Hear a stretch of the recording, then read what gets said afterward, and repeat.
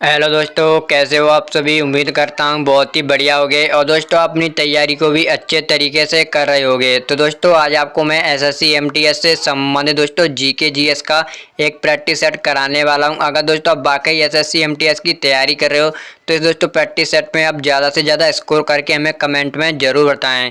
तो चलिए दोस्तों बिना किसी देरी के वीडियो को शुरू करते हैं। आपका पहला प्रश्न है, विश्व जल दिवस कब मनाया जाता है। यानी दोस्तों आपको बताना है कि जो विश्व जल दिवस है वो कब मनाया जाता है। तो दोस्तों आपका राइट आंसर हो जाएगा ऑप्शन ए 22 मार्च को दोस्तों आपका विश्व जल दिवस मनाया जाता है। और दोस्तों आपको पता होगा 5 जून को आपका दोस्तों विश्व पर्यावरण दिवस मनाया जाता है। कौन सा दोस्तों, विश्व पर्यावरण और दिवस। और दोस्तों 7 अप्रैल को आपको पता ही होगा कि 7 अप्रैल को आपका स्वास्थ्य दिवस मनाया जाता है। तो चलिए चलते हैं दोस्तों नेक्स्ट प्रश्न की ओर। आपका अगला प्रश्न है, किस वर्ष अर्जुन पुरस्कार की शुरुआत की गई थी। यानी दोस्तों आपको बताना कि जो अर्जुन पुरस्कार है उसकी शुरुआत किस वर्ष हुई थी। तो दोस्तों आपका राइट आंसर हो जाएगा ऑप्शन ए 1961 ईस्वी को आपके अर्जुन पुरस्कार की शुरुआत होती है। तो चलिए चलते हैं दोस्तों नेक्स्ट प्रश्न की ओर। आपका अगला प्रश्न है, एक क्रिकेट टीम में कुल कितने खिलाड़ी होते हैं। यानी दोस्तों आपको बताना है कि जो एक क्रिकेट टीम होती है इसमें कुल खिलाड़ियों की संख्या कितनी होती है। तो दोस्तों आपका राइट आंसर हो जाएगा ऑप्शन बी 11। यानी दोस्तों आपको पता होगा जो क्रिकेट टीम होती है इसमें खिलाड़ियों की संख्या 11 होती है। और दोस्तों फुटबॉल में भी आपके 11 होते हैं, हॉकी में भी 11 होते हैं। और दोस्तों रग्बी फुटबॉल की आपको बताना है कमेंट करके कि जो रग्बी फुटबॉल है इसमें आपके कितने खिलाड़ी होते हैं। और दोस्तों आपको पता है जो खो खो होता है इसमें आपके 9 होते हैं। किसमें दोस्तों, खो खो में। और कबड्डी में आपके दोस्तों 7 होते हैं। क्योंकि दोस्तों आपको पता होगा जो स्पोर्ट है इससे संबंध दोस्तों आपका 1 या 2 प्रश्न आपको जरूर देखने को मिलेगा। तो चलिए चलते हैं दोस्तों नेक्स्ट प्रश्न की ओर। आपका अगला प्रश्न है, विश्व स्वास्थ्य दिवस किस दिन को मनाया जाता है। यानी दोस्तों आपको बताना जो विश्व स्वास्थ्य दिवस है वो कब मनाया जाता है। तो दोस्तों आपका राइट आंसर हो जाएगा ऑप्शन ए 7 अप्रैल को आपका विश्व स्वास्थ्य दिवस मनाया जाता है। तो चलिए चलते हैं दोस्तों नेक्स्ट प्रश्न की ओर।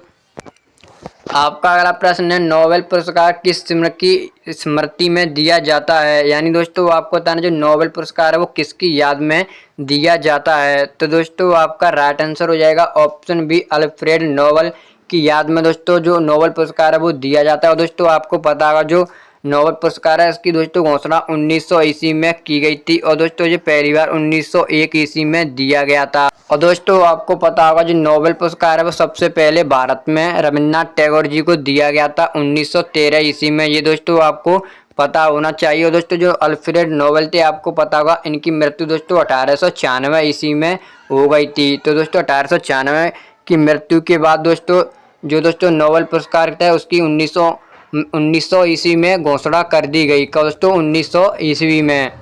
तो चलिए चलते हैं दोस्तों नेक्स्ट प्रश्न की ओर।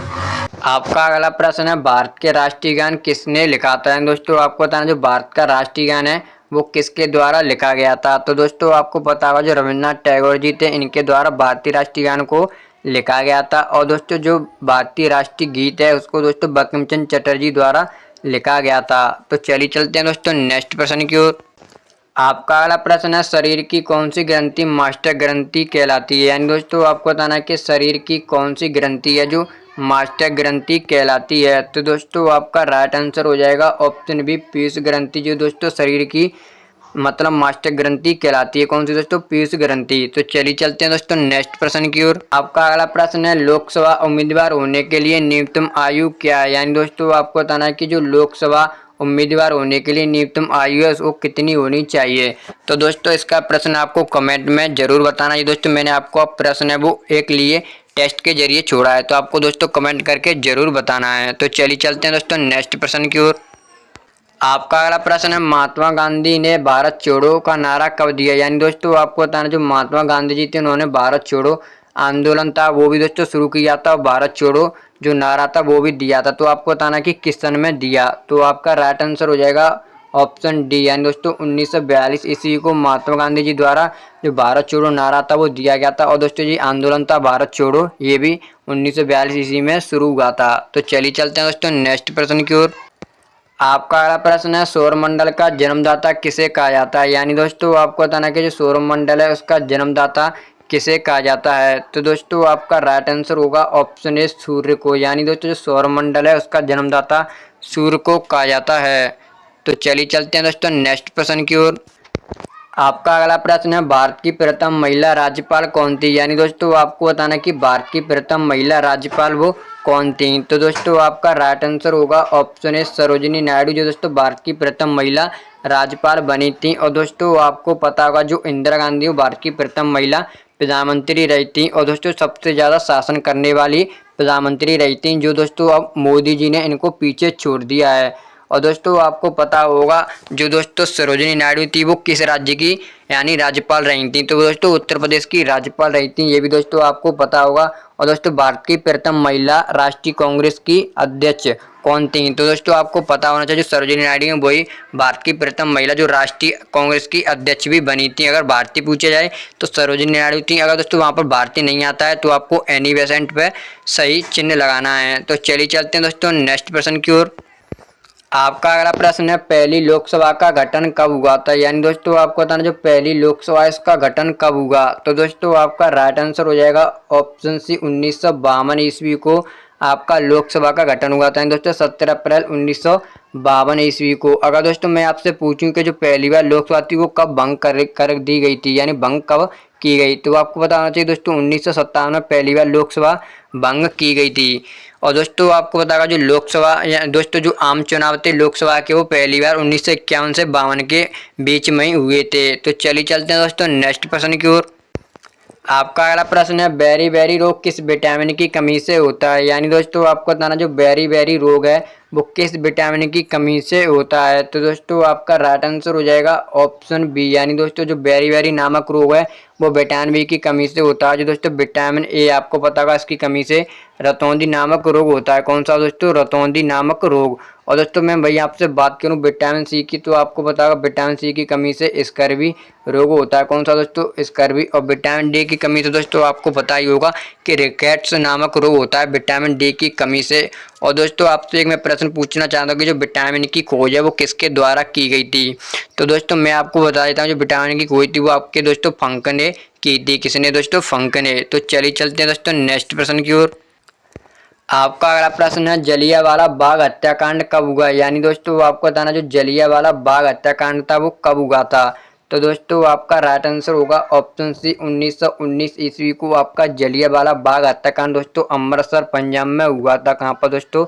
अमृतसर पंजाब में। और दोस्तों आपको पता होगा जो 1919 में आपका रोलेट एक्ट है वो भी पारित हुआ, जिसे दोस्तों काला कानून कहा गया था। और दोस्तों जो 1919 में जो आपका जलियांवाला बाग हत्याकांड हुआ तो इसके बाद दोस्तों जो महात्मा गांधी थे उनके पास एक उपाधि थी केसरे हिंद, उन्होंने इस उपाधि को छोड़ दिया था। ये दोस्तों अंग्रेजों द्वारा दी गई थी, आपको पता होगा। और दोस्तों रविन्द्रनाथ टैगोर जी थे, उन्होंने भी नाइटहुड की उपाधि थी वो अपनी त्याग दी थी। तो चलिए चलते हैं दोस्तों नेक्स्ट प्रश्न की ओर। आपका अगला प्रश्न है, कान्हा राष्ट्रीय उद्यान कहाँ पर है? यानी दोस्तों आपको बताना जो कान्हा राष्ट्रीय उद्यान है वो कहाँ पर स्थित है। तो आपका राइट आंसर होगा दोस्तों ऑप्शन बी, मध्य प्रदेश में आपका कान्हा राष्ट्रीय उद्यान स्थित है। और दोस्तों आपको पता होगा भारत का पहला राष्ट्रीय उद्यान जो दोस्तों आपका उत्तराखंड में स्थित है उसका नाम है दोस्तों जिम कॉर्बेट, जो दोस्तों भारत का पहला राष्ट्रीय उद्यान माना जाता है। तो चलिए चलते हैं दोस्तों नेक्स्ट प्रश्न की ओर। अब दोस्तों हम देखने वाले हैं जो पिछली बार 3-4 ऐसी चोटी हैं दोस्तों एग्जाम में रिपीटेड है, दोस्तों एसएससी के हर एग्जाम में पूछी जा रही हैं। क्या देखें दोस्तों? विश्व की प्रमुख चोटियाँ। तो चलिए दोस्तों शुरू करते हैं। तो आपकी पहली चोटी है माउंट एवरेस्ट, जो दोस्तों आपसे क्या पूछा जाता है माउंट एवरेस्ट से एक तो दोस्तों उसकी हाइट पूछी जाएगी, जिसकी हाइट है 8,848.86 जो इसकी हाइट है टोटल। और दोस्तों ये आपकी कहाँ पर स्थित है इसकी लोकेशन पूछी जा सकती है। तो दोस्तों आपकी नेपाल तिब्बत में आती है, यानी दोस्तों जो नेपाल का एरिया है तिब्बत का उसमें आपकी माउंट एवरेस्ट आती है। दोस्तों माउंट एवरेस्ट है वो एशिया की सबसे ऊंची चोटी भी मानी जाती है, दोस्तों आपको पता होगा। तो चलिए चलते हैं दोस्तों नेक्स्ट प्रश्न की ओर।